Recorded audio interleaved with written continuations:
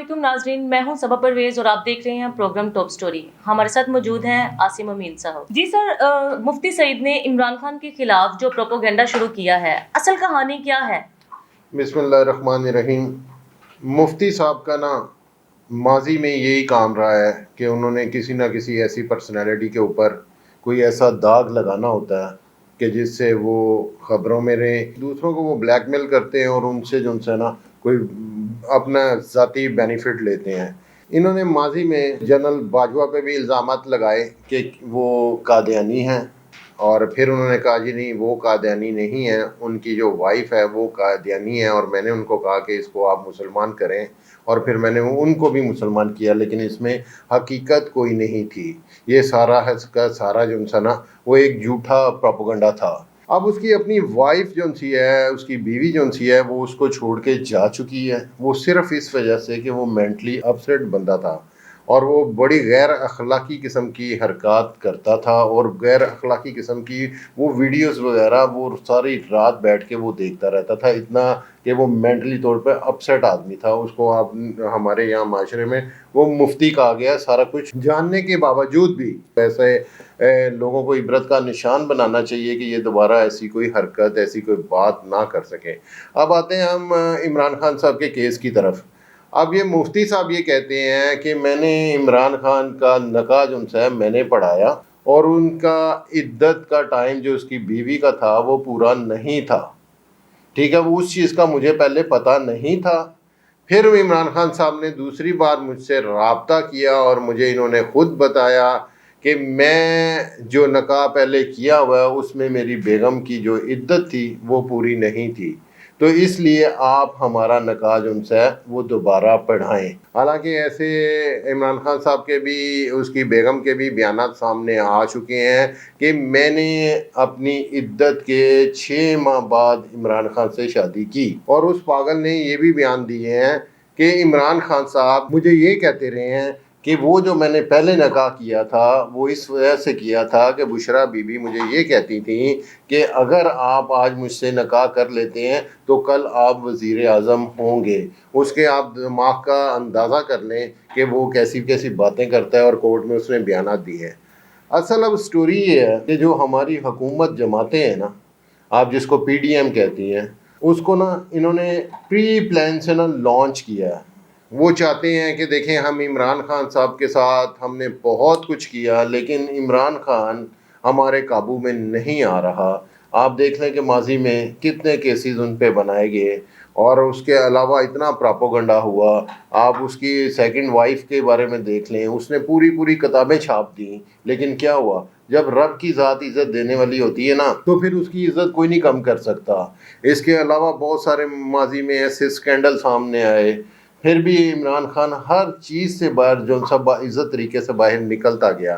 اب ان کا حکومتی جماعتوں کا صرف اور صرف ایک ہی مقصد ہے کہ عمران خان کو ہم کسی نہ کسی طریقے سے نااہل کروائیں، اور الیکشن کا جو ماحول ہے نا وہ کسی نہ کسی طریقے سے آگے جا سکے۔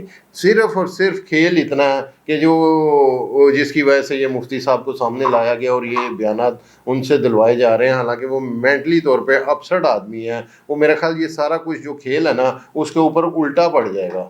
یہ ساری صورتحال دیکھنا آپ تھوڑے دن بعد ہوگی۔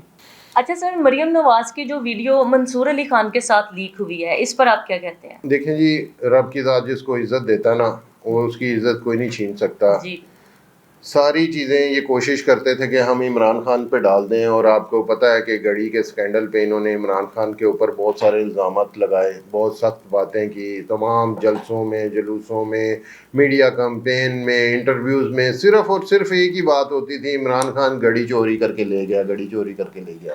اور آپ اب دیکھیں، اندازہ کر لیں کہ ان پہ کیا نکل رہا ہے۔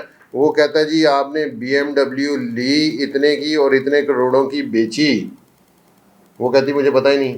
پھر وہ کہتا ہے جی آپ کے والد صاحب نے اتنی چیزیں لیں، یہ گاڑی لی، اس کے علاوہ یہ تحائف لیے، وہ کہتی ہمیں پتہ ہی نہیں۔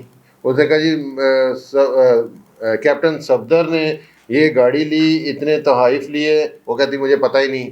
تو پھر پتہ ہے کس کو اگر اس کو پتہ ہی نہیں ہے؟ تو یہ سارا ایک ڈرامے بازی ہے، ایک کھیل ہے۔ اللہ نے وہ ساری چیزیں جو یہ دوسروں کے اوپر اچھالتے تھے وہ ساری نکال کے ان کے اوپر رکھ دی ہیں. تو یہ قدرت کا ایک نظام ہوتا ہے, عزت ذلت دینے والا رب کی ذات ہوتی ہے. ایسا ان کے اوپر پڑا کہ یہ یاد کریں گے کہ ہمارے ساتھ ہوا کیا. تو یہ ایک قدرت کا نظام ہے. اللہ تعالیٰ جس کو عزت دے, جس کو ذلت دے. اچھا سر, وکلا بڑی تعداد میں سپریم کورٹ پہنچ گئے ہیں, ہلچل شروع ہو گئی ہے, کیا یہ چیف جسٹس کے حق میں ہوں گے؟ جی وہ ہے ہی چیف جسٹس کے حق کے لیے ہی وہ باہر آئے ہیں. انہوں نے اعتزاز احسن صاحب نے اور لطیف کھوسہ صاحب نے ایک ایسا یہ کمپین ایک شروع کی ہے کہ یہ عدلیہ کے خلاف یہ جو بل پاس ہو رہے ہیں کہ سپریم کورٹ چیف جسٹس صاحب کو وہ بتانا چاہتے ہیں کہ ہم آپ کے ساتھ ہیں, آپ کسی قسم کے کسی سے بھی گھبرانے کی اور دباؤ میں آنے کی آپ کو ضرورت نہیں ہے.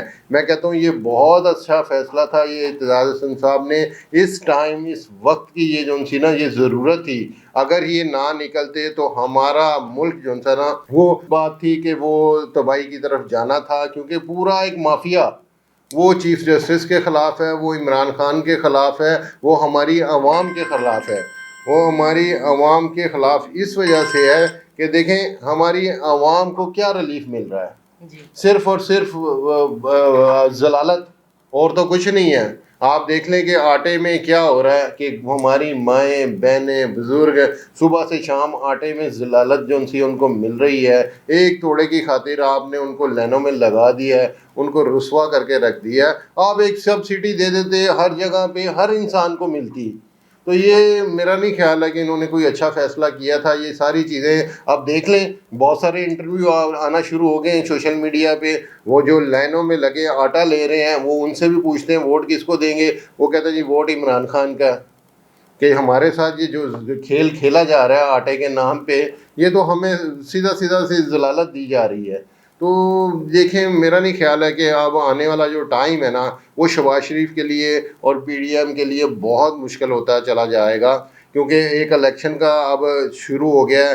مجھے لگتا ہے کہ چیف جسٹس یہ جو خاموشی ہے نا یہ ایک طوفان لے کے آئے گی چند دن کے اندر اندر. زیادہ نہیں ہے کہ یہ لمبی چوڑی کہانی ہوگی.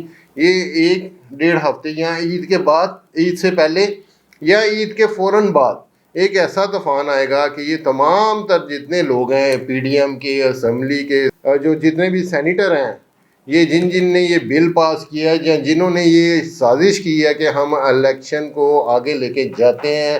حالانکہ بہت سخت قسم کا بیان تھا چیف جسٹس صاحب کا کہ آپ نے 10 تاریخ کو 21 ارب روپیہ الیکشن کمیشن کو دینا ہے اور اس سے بیٹھنا ہے, اس کے ساتھ ساری مشاورت کرنی ہے, کن اداروں نے ان کے ساتھ کیا کیا چیزوں کو ڈیسائیڈ کرنا ہے وہ سب ہوں گی. لیکن کچھ بھی نہیں ہوا. الیکشن کمیشن نے جا کے چیف جسٹس صاحب کو کل کہہ دیا ہے کہ جی ہم نے ایک خط جو ہے وہ حکومت کو لکھ دیا تھا, اس میں سے کوئی بھی عمل درآمد نہیں ہوا. اللہ تعالیٰ ہمارے ملک کے لیے بہتر کرے. ہماری تو دعا ہوتی ہے ہر پروگرام کے بعد. جی ناظرین, سنا آپ نے ہمارا پروگرام. کل ایک نئے پروگرام کے ساتھ آپ کی خدمت میں حاضر ہوں گی. اپنی میزبان صبا کو اجازت دیں. اللہ نگہبان.